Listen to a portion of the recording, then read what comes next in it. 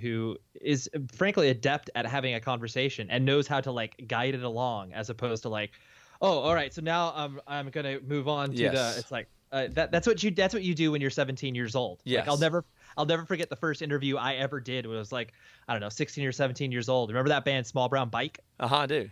So I interviewed them outside of Chain Reaction for a zine that I wrote for, and it was one of those things where it's like, I mean, I talked to the dude for like an hour and a half, and it was one of those things I had to, of course, transcribe it once I was over, and I was just like, oh my gosh, like if I had a conversation with him, this would be so much better.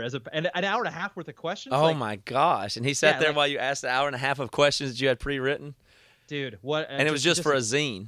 Yeah, what a punishment. And like I think I ended up writing like whatever 2,000 words on it. It's just like, I mean, that's a lot, but not an hour and a half worth of content. Crazy. So you've actually been in this world for a really, really long time. Like you see this as an extension of writing for a zine when you were 17. Is that journalism? I mean, did you think of it at that way? And, yeah, absolutely. And do you think of this as journalism, or what do you think of this now? Is this broadcaster journalism? I mean, yeah, I totally. It's a through line that I've never wanted to explore from a professional journalist standpoint in regards to like, I mean, I've gotten paid for my writing and I've done that, but I never wanted that to be like my sole thing. But I totally, to your point, I agree exactly with the fact that this is journalism. Like I view the work that I'm doing in my podcast is an audio zine. It's like basically a documentation of our particular scene, of these particular people's stories. And it's exactly the same. Like there's really no, two bones about it. It is an audio version of what I was doing, when I was writing for zines and stuff like that. Because I find that interesting when I hear writers and stuff for Rolling Stone or Neil Strauss or somebody like that, and they basically, like, you think that a writer for a magazine goes in. It's a myth, I suppose, that they go in and have a list of questions and read it to the person. Well, the ones that are really good at writing go get into the people's world, spend time around them, and then they extract stuff, written down. I'm sure they ask questions, but they have all kind of tricks for getting the person to be conversational. And I think documentary filmmakers are the same way. I know some people that do that, and they roll the camera for a while, and then they just kind of chill and say, okay, that was good. I think we got everything we need. And then they talk another 30 minutes to them, but that's all that ever they wind up using in the first place, and they knew that the whole time, It's just to make the other person comfortable. Because, how many times have I been interviewed on a tour bus, and it's horrible. Like it's weird because I think I can be interesting. I think I do have good stuff to say, but this 20-year-old kid reading his questions to me who I have no rapport with, and the questions aren't that great, or even if they are, he's not about to get a good answer from me because I'm not comfortable. Right. We're not. It's not a two-way thing. It's not a conversation. So you're not, no matter how good and official and your question had good vocabulary in it and was poignant, you're not about to get a good answer from me, I don't think. And I feel bad about that. I'm like, well, I gave that kid a dud. I didn't say anything because it just wasn't a comfortable environment for doing it, which I suppose is good about podcasting. But so how long have you been doing this? And you were 17 then, and then you also were in the band Taken. So you're part of the whole music scene, indie, all that stuff, punk. And then, so podcasting to you is purely an extension of that. Yeah, absolutely. It was one of those things where it's like I always felt the need to express myself because I have opinions about music, and I really enjoyed doing music reviews when I first started writing, and it was like I was writing for zines that are completely irrelevant now because they don't exist, but it's like Status, Law of Inertia. I was excited that I got a review in Maximum Rock and Roll, and it was like that all that stuff was just an extension of the fact that it's like, oh yes, I played in a band, I worked at a record store, my life was consumed by music, and this was also my way to contribute further to either people finding out about good bands or staying away from records that sucked or whatever. I just felt like I couldn't be involved enough. And then, as I grew older and like maybe had different interests outside of music, it would still always circle back to it where it's like, okay, now that I, might not be directly working, quote unquote, in the music industry, I still feel the compulsion to contribute and not just be a person who is, on the sidelines watching, maybe going to like 2 or 3 shows a year. I just never, even if I do end up going to 2 or 3 shows a year, I will always be heavily involved within the context of music and within the context of that sort of, that medium of expression, whatever form it may take. So yeah, podcasting is just a complete extension of that. Well, you've been quite successful. First of all, are you recording your mic there? You got a nice mic on a shock mount and everything. Are you recording it and can send it to me later? I was not, but I could do it. Let's do that now. I'll show. That'll be a good example, because I want this episode. We're going to talk about podcasting pretty much the whole episode, technical stuff, content stuff, all this. So we'll let this be part of the process. I'm talking to Ray over Skype right now, and I'm looking at him talking into a great microphone. Normally I have a Skype guest and they just have earbuds in or talking to their computer, but I forgot I'm talking to Ray, and I should have told you, will you record your end of this conversation and send it to me? So you'll hear in the podcast here in a couple seconds, Ray's quality will go from okay to really nice. Is what the effect you're going to hear as a listener here. It's funny too, because I should have just done this automatically, because that's one of those things that you learn as you start to record people, where it's just like, oh yeah, like sometimes people have no idea what they're doing, and like you said, they're just even some of my closest friends who have podcasted with me for years, still do the cardinal sin of, using the earbuds as their microphone, and then it just scratches on their face the whole time. It's on their jacket right here, and it's just, it's horrible. Totally. Yeah. And sometimes it can be, if you do it right, it can be a lot better than the microphone coming from the internal of the computer, especially if the guest is in a very echoey room. But the problem with all that is podcasting is, even if I'm professional, which is an unbelievable thing to say, that you could be a professional podcaster, that I am one. But even if I'm pretty professional, it's still really amateurish of a medium. And even me, I'm in a studio and have this mic and stuff. It's still not professional in any sense of TV or media or radio. It's still almost a joke of how professional it is, but it's almost impossible to control somebody that you're at the mercy of being your guest, and you're appreciative just to have them on the show, especially if they're a good get from you. You can't have them walk through learning to use Windows Media Player or QuickTime or there's nothing you can do. So you're just kind of at their mercy. I mean, sometimes you can, I have friends that exist in the same world as we do, and they send people microphones, and it's so funny, because then sometimes those people who, might be like a big guest, or like, but they don't have any capabilities to record themselves on a good mic. Right. They're like, oh, send me a mic. And then they go, after they're done with recording, they're like, hey, can I keep that mic? I really liked it. And so it's like, Ben, you're out like $9, and you're just like, or so either they like it, and we've tried that, and everybody has that idea, but I don't think I've never heard of anybody doing it long term, because you have to mail turnaround. Plus, you leave that person with the obligation of, now I've got to mail this damn package to somebody else. And even if it came to me, I think it was cool when I got it, and I would really regret it if I did a podcast interview with some other small podcast, and then I had to go package something up and mail it back to them. I would resent that personally.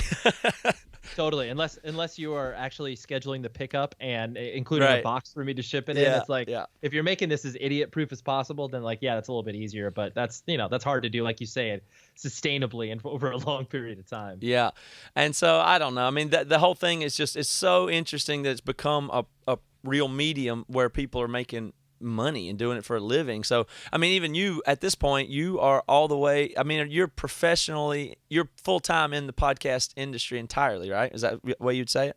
Yeah. I mean, a majority of my income, I would say, 90% of the money that I made last year was all directly related to the podcast business. Yes.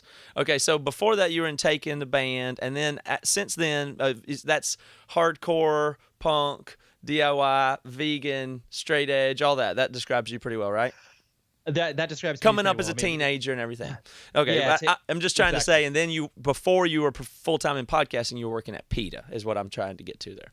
Yes, I worked in between those two. Like, basically, as I was doing Taken, I was working at Century Media Records, signing bands, doing A&R and stuff like that. And I did that for about 6 or, I don't know, close to 8 years. And then I transitioned out of Century Media to working at PETA as their, I made up my title, but I think it was like celebrity marketing manager, whatever that meant, but specifically for PETA 2, which was the youth outreach program of PETA. Right. So that was the less controversial arm of PETA. And so, it was just a logical extension, because I was like, I still get to work with something I'm passionate about, but I'm not exactly knee deep in the music industry, because at that time when I left Century Media, it was like 2009. And so, I saw the writing on the wall where it was like, oh man, like, music industry is hurting for certain. So hurting for certain. Yep.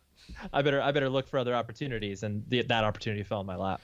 So not only for you individually, but what are the other correlations you see with the punk and DIY and music to podcasting? Because I think there's a lot of parallels, and I wonder, are they accidental parallels, or are they literally, is it the same people changing mediums from punk bands to podcasting? How strong of a tie is there, do you think?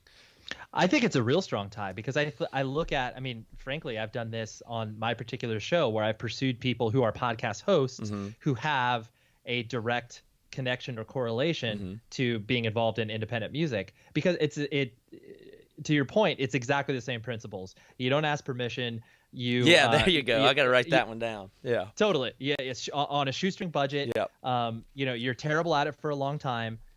If you keep at it, you might grow some semblance of an audience. So it's exactly the word same. of mouth. You can do whatever you want, and in fact, you're not penalized, but almost rewarded for being obnoxious. Now, I will draw a distinction there that being obnoxious for the sake of being obnoxious is not good. But the fact that you can freely be what you are is what really works. And I've been thinking about that a lot. And that's always been a thing in music. Like, it's being able to punk music, say whatever you want and get your message out there and not care and trust that it's word of mouth. And that, that freedom in there is what I really think is great. And what we see now in media that is very interested in, and I don't have any strong declarations about it exactly, but I have a very strong dividing line, at least in my head theoretically now, of what I see as people being obnoxious, because I tend to say obnoxious things as a natural part of my personality. I am obnoxious, perhaps, and I like to say, claims and play around with ideas and say things that are pretty far out there truthfully and naturally. But especially in some larger media and stuff, there's these people now who are exaggerating things that are not ideas that they believe at all, knowing that it's being obnoxious and then being really successful. And that's, of course, largely political. Or, if you do a right-wing thing and hold positions that you don't even hold and are being fake that your base is going to like, that's being obnoxious too. And I really resent that. That really drives me crazy. But people say, you're obnoxious, you say these crazy things, but that's what I'm like if you come to my house, is my point. These aren't views that I don't hold like those people. So even though there's a time right now where I feel like those things are, whether it's Glenn Beck or Matt Walsh or me, way different. Way different. Yeah. I don't see those as Tommy Lahren, whatever. I don't see those as the same at all as what we do. But in a way, it's kind of similar. So. Well, it's the idea of playing to your base. It's like the reason those people exist is because they have people that follow them, they have people that respect their work, and they frankly are an echo of their own viewpoints. And the moment that you start to get outside of that, I'm not even going to call it bubble because everybody exists in that. You use the word obnoxious, and it's one of those things where it's like I realize that everybody, once they reach a certain age, they recognize who they are, whether it's like I know who I am. Like, I've always been nice. Like, people have always been like, oh, Ray, he's a nice guy. That's right. And it's like there's no way that is ever going to be removed from me. And that's not, like, to your point, Matt, like, I always, for as long as I've known you, you've always been the person, like I said, that, or like you said, that is, obnoxious. I call you just like to press buttons. You like to throw out ideas, but like not in a nefarious way where you're just like, oh yeah, people are really going to respond to me saying this ridiculous stuff. Well, yeah, it's not pandering is what I'm saying. No, like the things I'm saying are probably going to push somebody's buttons and make them like me maybe a little bit less. I'm not trying to say what people want to hear. I'm kind of doing the opposite. But that, in any case, I try to really, like, there's a battle for me to be as much of my real self on air as possible. I'm trying as hard as I can to say the things that I would say off air on air. I make myself do it, is the way I think about it, versus taking the way that I am and then saying obnoxious things that I don't even believe for the sake of pandering to an audience. I find that, like, very disgusting on a different kind of level. It's like the opposite. It feels like the opposite of what I'm trying to do. Well, yeah, and frankly, it's the quote unquote easiest road to success. It's like once it is the lowest form of entertainment. Opining about whatever it is, if you do reach a critical mass of people paying attention to it, you're never going to want it to divert from that, because then all of a sudden you're have trapped. A platform, you have money, whatever the case may be, and it's like, there's no way that anybody can pivot away from that, because they're cutting off their source of income and their livelihood, and it's like, yeah, there It's a doesn't. one-way ticket, so be careful. Yeah. Yeah, exactly. I've been thinking about a lot about all this stuff, and somebody like-minded like you totally gets it, and that's why I enjoy doing. First of all, we do a bunch of stuff together. We do some music work and management together. We do Jabberjaw stuff together, and been on each other's podcasts. So I know you see a lot of things the same way that I do. And what I think is what I've been thinking about a lot lately is like it's just, and people ask me this a lot if they want advice or something, is how do you make something or do something for a living or whatever. And it sounds like a cheesy answer, but you got to build your own what you want. Like it's like be careful what you wish for because it might be successful. It's kind of a thing. So for me, I know I have to try to build the thing that I want to work first and then figure out the money second, or if it's a job or not a job, or if I can make money or not. That has to come second, because if you started, and it's just, and that's what I want to talk about in podcasting. When people ask me about podcasting, the first thing they always want to ask me about is ads. And I'm just like, whoa. Yeah, cut it. Yeah, are you crazy? Like, this is shut that. Yeah, don't let me say it. You say it. When somebody comes to you, an expert on podcasting and a professional who has ads and works for a company that does podcast advertising and production, when somebody comes to you and says, "Ray, I've got this good idea for a podcast. Can you tell me about how ads work?" What goes through your mind? Well, frankly, I ran up. Well, I mean, first of all, like shut it down. Like just because it's so frankly, it's the exact same things that I experienced when I worked at a record label, where I had bands approach me, giving me their demos, whatever the case may be, like, oh, like we'd like to sign to Century Media. And like, it's fine to have ambitions, obviously. Mm-hmm. And I don't fault people for looking at podcasts as a means of income, because clearly it exists. But at the same time, like, you're putting the cart in front of the horse. Like, you are totally looking at it from an opportunistic standpoint. In the same way that once, I use this example all the time, but it's like, bands that existed in our time, where it's like, late 90s, early 2000s, there was no roadmap for a metallic hardcore band to make a living. Like, that made no sense whatsoever. Right.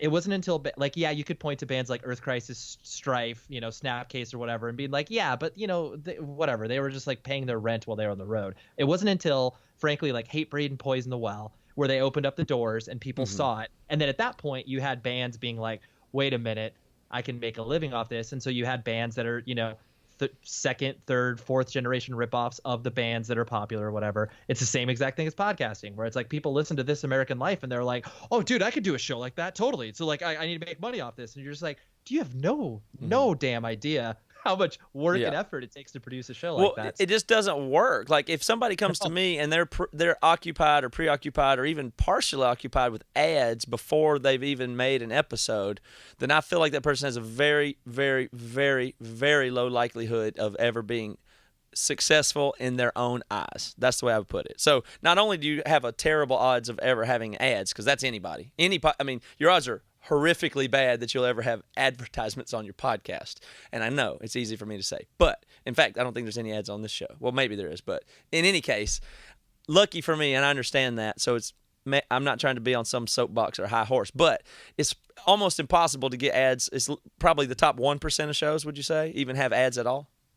That's interesting. I mean, because frankly, there's no number out there in regards to like how many podcasts exists. But frankly, the number that from my day job, like, I work for a company called Midroll, and we're arguably one of the largest podcast advertising companies out there. And we represent 200 plus shows, so that's a lot of shows.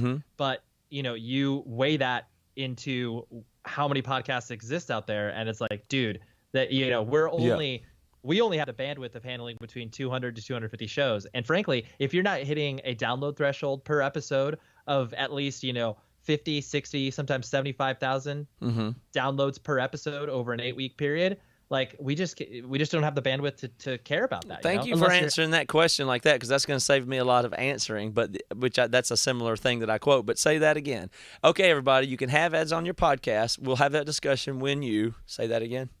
Yes, when you reach a very large threshold of downloads per episode. So you're talking about 50, 60, 75,000 downloads per episode. And granted, that is more specifically attuned to content that already exists out there, you know? So it's like, if you are doing a show that hits a very specific demographic that has like 10,000 downloads or whatever, that may be interesting because like, oh my gosh, I'm appealing to, 98% women or something. And it's Right. like, well, that's great. Right. And that is valuable. But like, if you're like, hey, you know what? I got a great idea. I'm going to do an interview based show around this thing. And it's just like, dude, holy shit, we already got way too many of those. Yeah. Like you are not, unless you're doing something completely revolutionary, you need to have a very large audience in order to quote unquote monetize it. That's right. That's right. And so, yeah, if you had 10,000 listeners that, and your whole podcast was about photography lenses, there may be some good sponsorship opportunities there, Exactly. To that.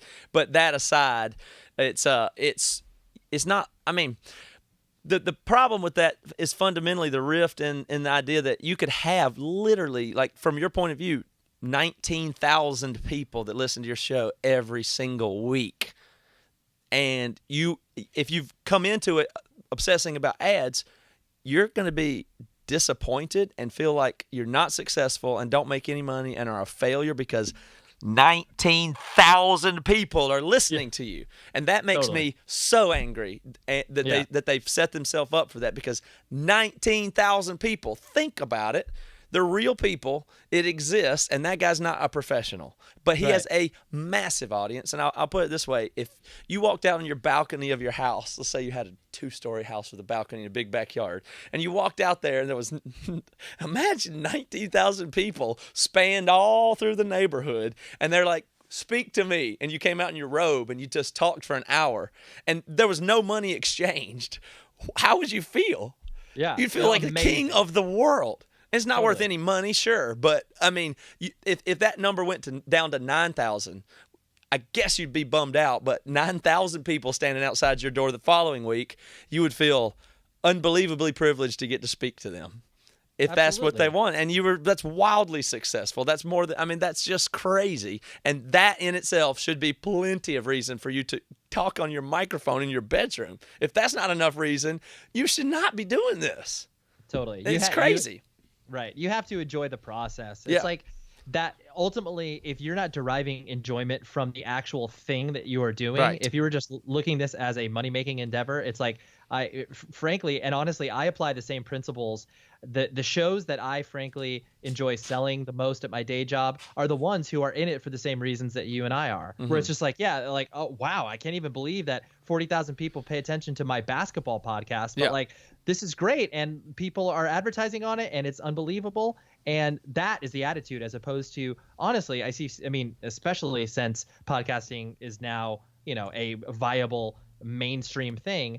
You see so many people who are just like, oh yeah, like, I'm hiring voice actors. I'm doing these shows that are based around true crime. And it's just like, I understand the content may be compelling and it's cool and it sounds awesome, but it's like they're coming at it from a sheer business standpoint, which is fine. We live in a capitalist society that exists, but that is, to me, that's not sustainable. That's something that's going to last for a year and a half, and then all of a sudden, like, it peters out and whatever. So there's a bunch of cans of worms here that I guess I was thinking of all the stuff we could get today. We're not going to get anywhere close, but that's okay.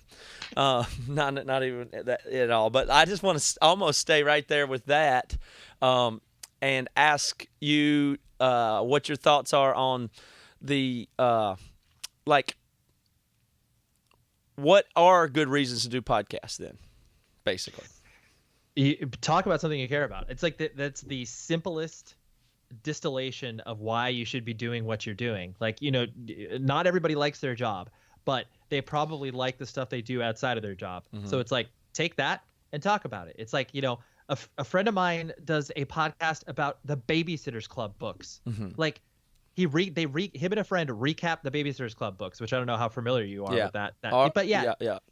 And so it's like, you look at that and you're just like, who's paying attention to that? Like, they're getting anywhere between 20 to 25,000 downloads an episode. That's huge. And it's like, dude, about a young adult series of books that is like completely irrelevant in this day and age. So ultimately, those are the things that should exist, where it's like people that are genuinely enthusiastic about the thing that they're talking about, have, either a lot of experience with it, a unique point of view, whatever it is that carves them out with that.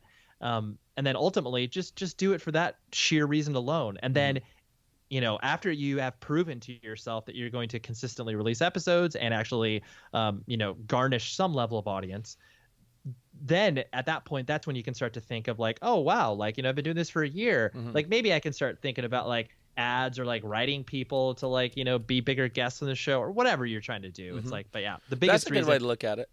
Yeah. You really do have to set a goal for yourself where it's like, all right, I'm going to do a podcast. I'm going to do a weekly podcast. I'm going to do it for a year and then see how it feels, because you have no idea how that actually is how that actually is going to feel. And if you don't like it enough to do that, then it's just not going to work. It's just not going to work. But think about this on the opposite. If you take it the other way, say, all right, I dare somebody to podcast and work hard at it and love it for 10 years and not have some success.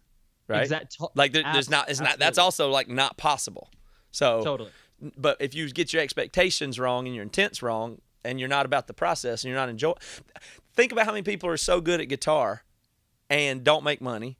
They don't feel screwed over by that or failure.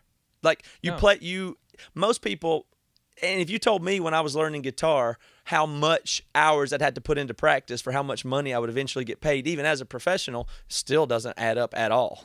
It's still really, really bad. If you think of all the times I was trying to get my finger to make a G7 chord for hours and hours and hours, that wasn't like, well, if I keep this up, one day I'll make money. That's not how you get good at guitar. If you did, you would give up after a year, 2 years, 6 months. If you bought a guitar, like a podcast microphone and a Skype account, that's the equivalent of that. It'd be like giving up before you got through learning your first chord chart because you weren't making any money yet.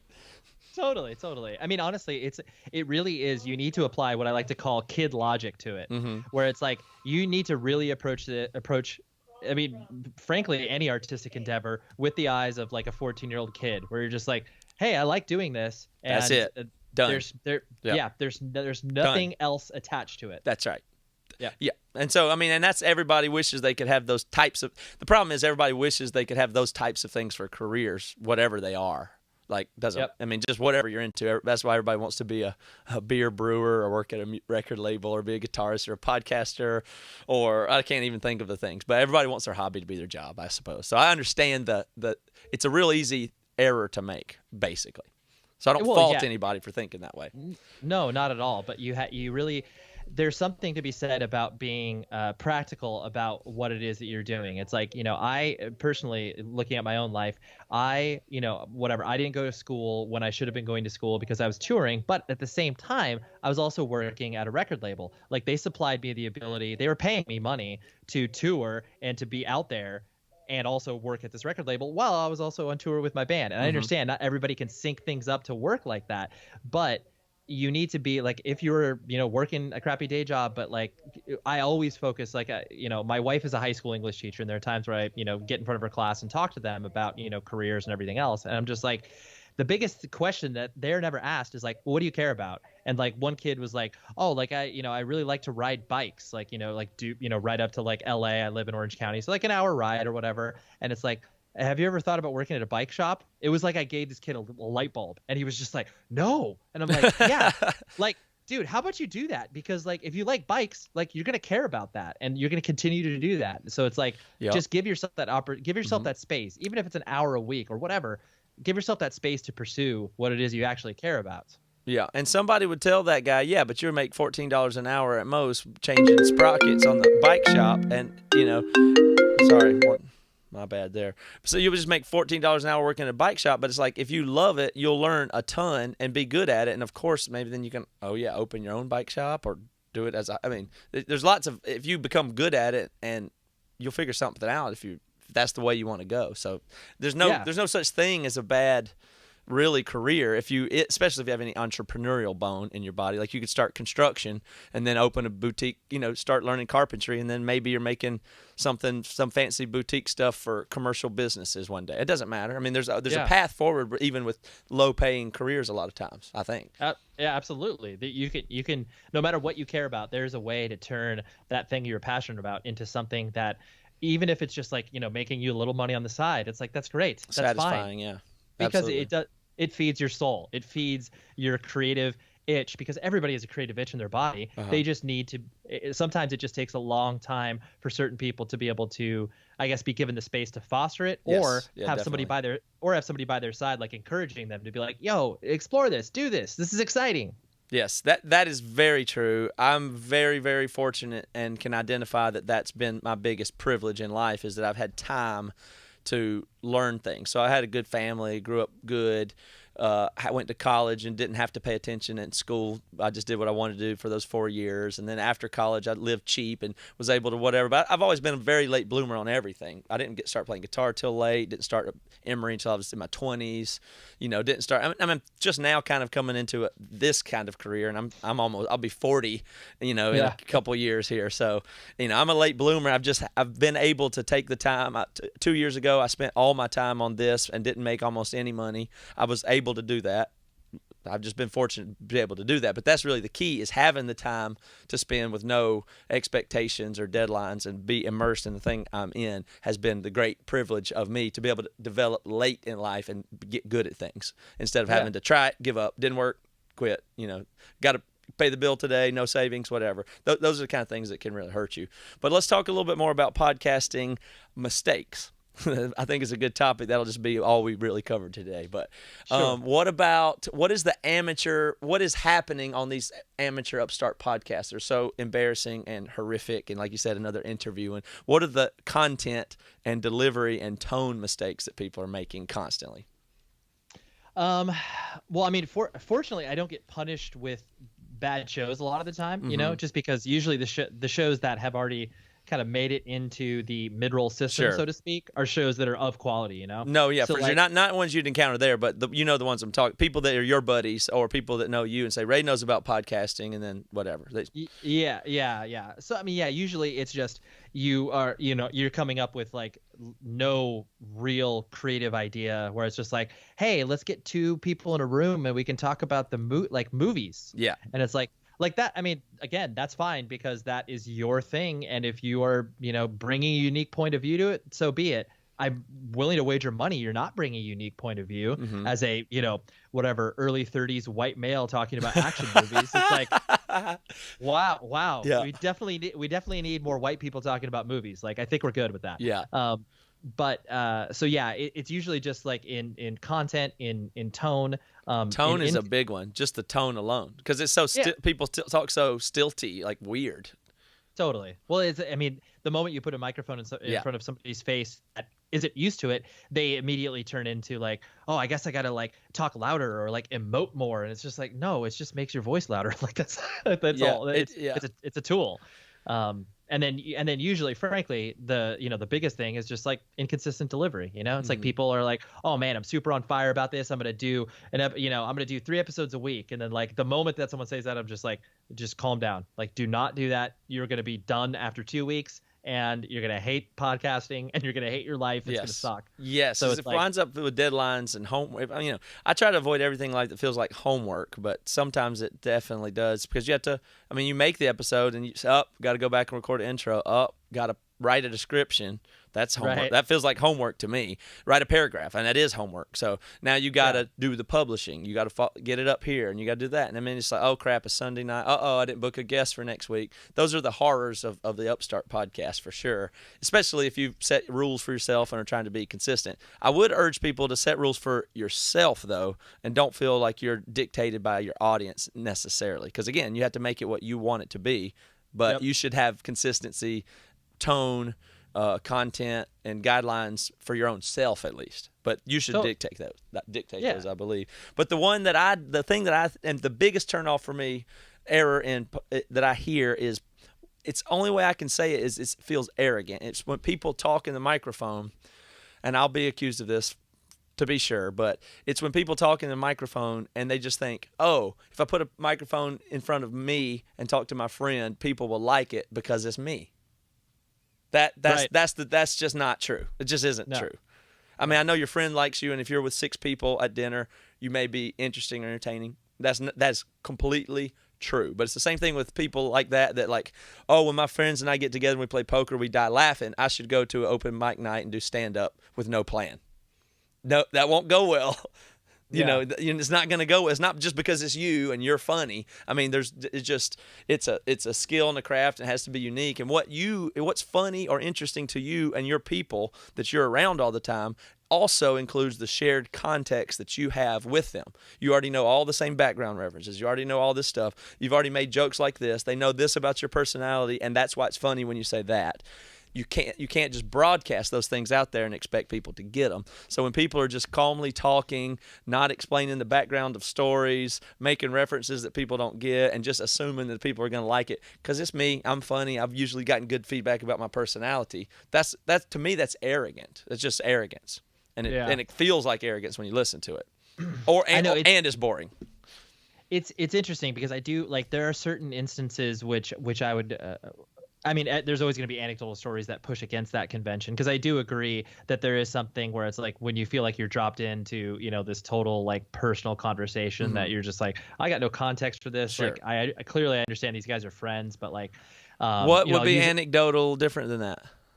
Well, so I'll use a prime example in my own life. So there's a podcast out there exists that's called Chapo Trap House, which is totally a completely socialist podcast in regards to their own personal politics.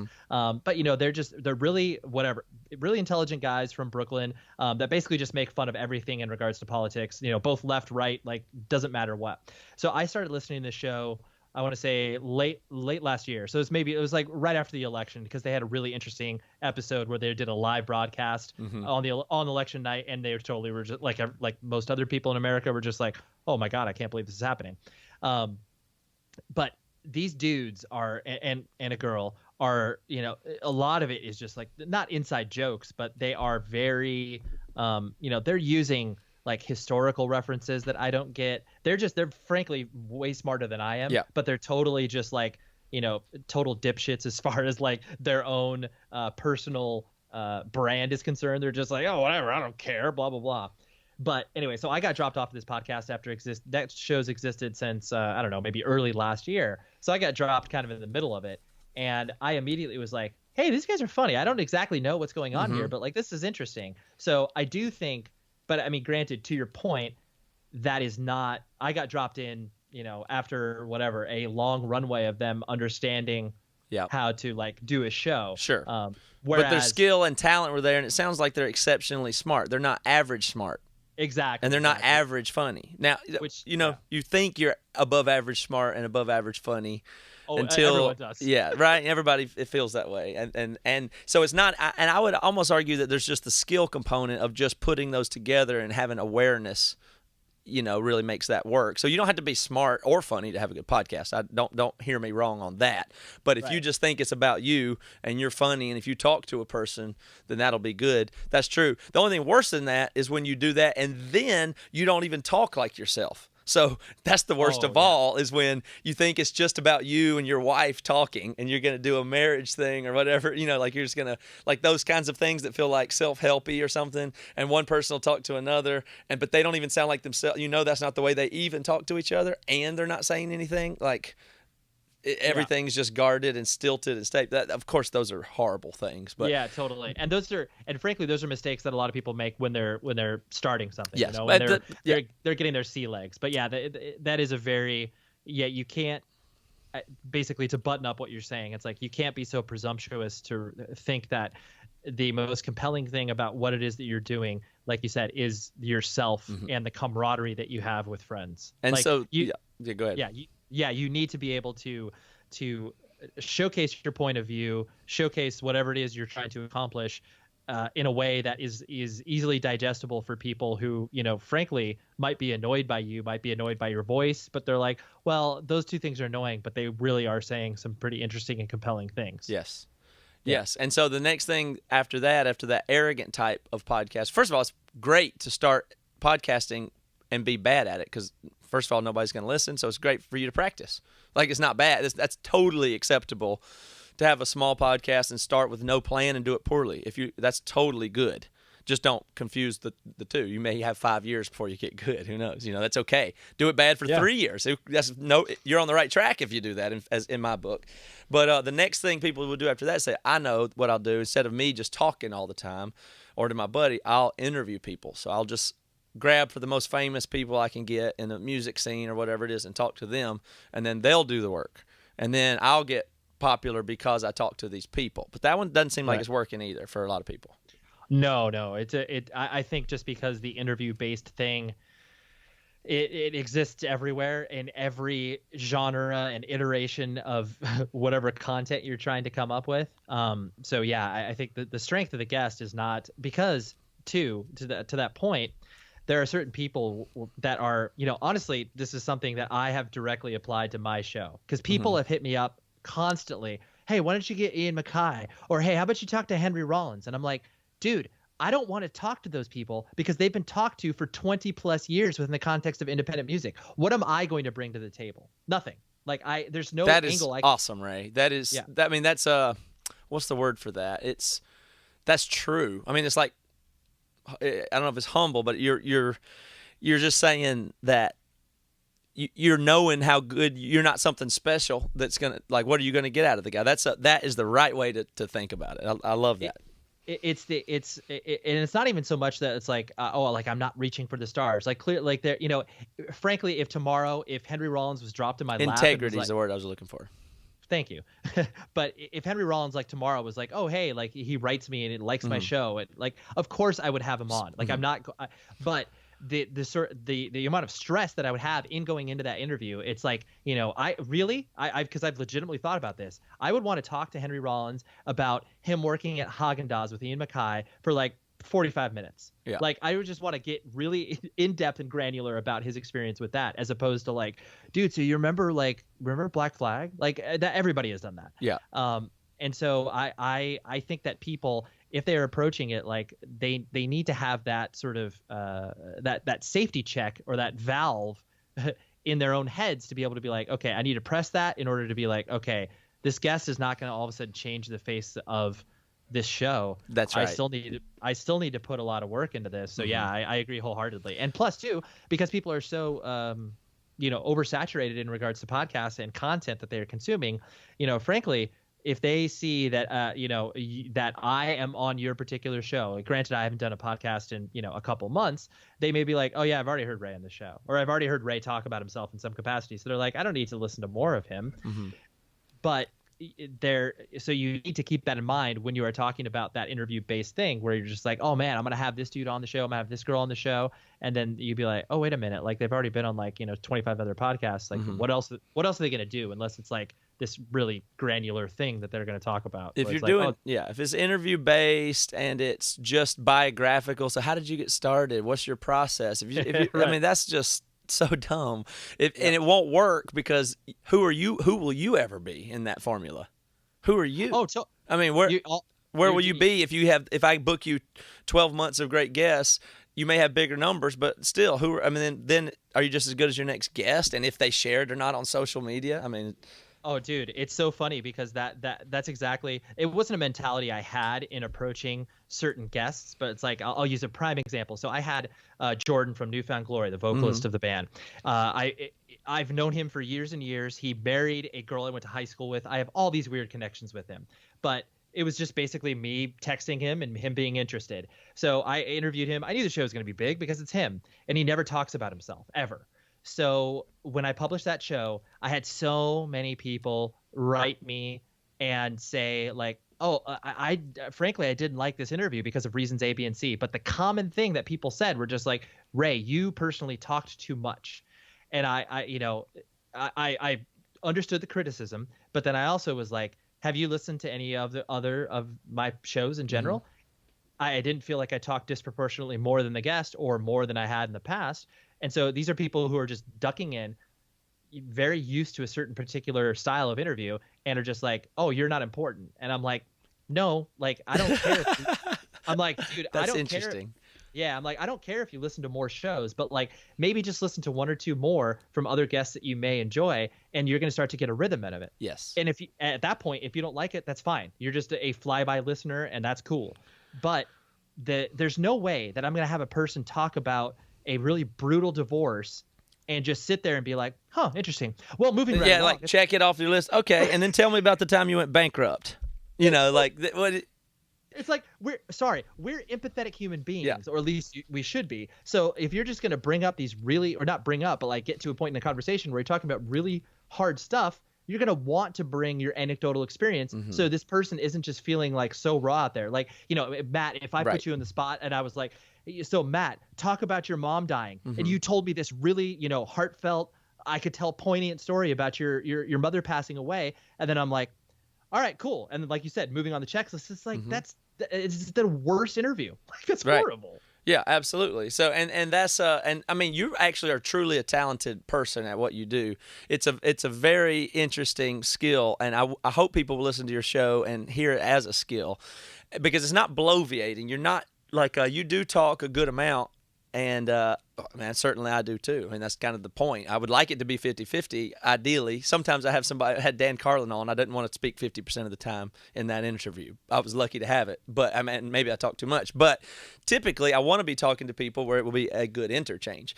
And part of that is, even if they were interesting, first of all, I think the conversation as itself should be interesting, like you're sitting at the table with us. Secondly, even if it was only about the other person, in order to get raw or intimate or personal stuff, you have to take the journey with people, and there's a skill of making them feel comfortable, and making feel, it's almost like you're playing good cop with the person. It's just good. It's no bad cop. It's just good cop. On TV, sometimes you see the one where they say, "Oh yeah," and you did this, and you're used to that pop gotcha stuff, but that's not the best way to get the truth.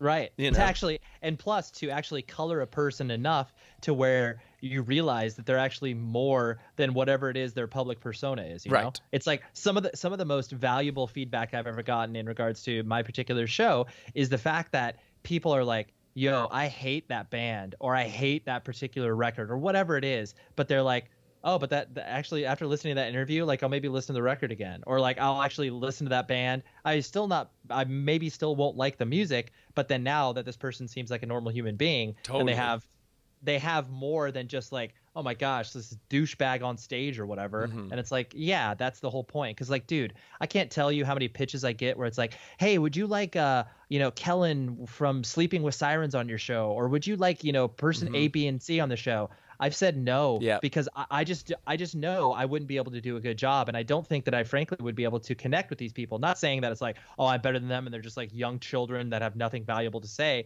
I mean, it might be the instance in some, but I just know that it's like we're not really coming from the same approach, and so I know that I wouldn't get really, I would just get canned ansers. I would just get very not boring. Interested. Even if it was bigger downloads. I had that same situation. I had an interview with somebody from a big band, similar to, like you would say, it wasn't Sleeping with Sirens, but something along that lines.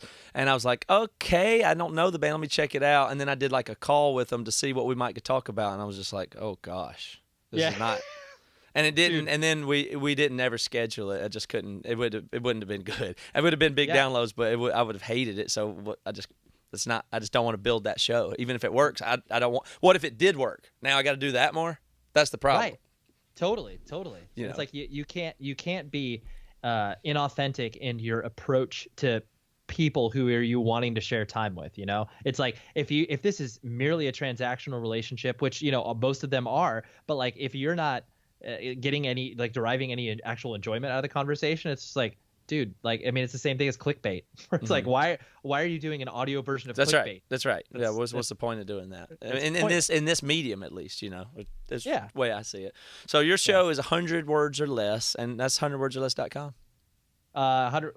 That's actually interesting. I see 100 words or 100wordspodcast.com. 100wordspodcast.com. That's on Jabberjaw. You can find it there as well and everything. Ray, I'm keeping my shows as short as about this length, so I'm gonna just end it here, and that's totally obviously not final, and so we'll do this again. In fact, could you do it again soon? Yeah, absolutely. If you're enjoying this, I would be glad to do it again very soon. Yeah, absolutely. I'll just let this go right here. I'm doing right now. I didn't tell you this, but I'm trying a thing right now where I'm going to do shows every day for a few weeks. Oh, nice. So I could just have you could come back next Monday if you wanted to, or whatever. Yeah, if yeah, you could absolutely. fit it in. I had a whole list of podcasting topics, but we only got to the first one. Matt, I knew this was going to happen with us. There's no way that we can keep it concise to 45 minutes. I'm sorry. No, I know. I just don't. I'm going to try and this is a rule I've set for myself as example to everybody out there. I'm trying to not hit the hour mark. I tried to be 45 minutes, but I can stop here.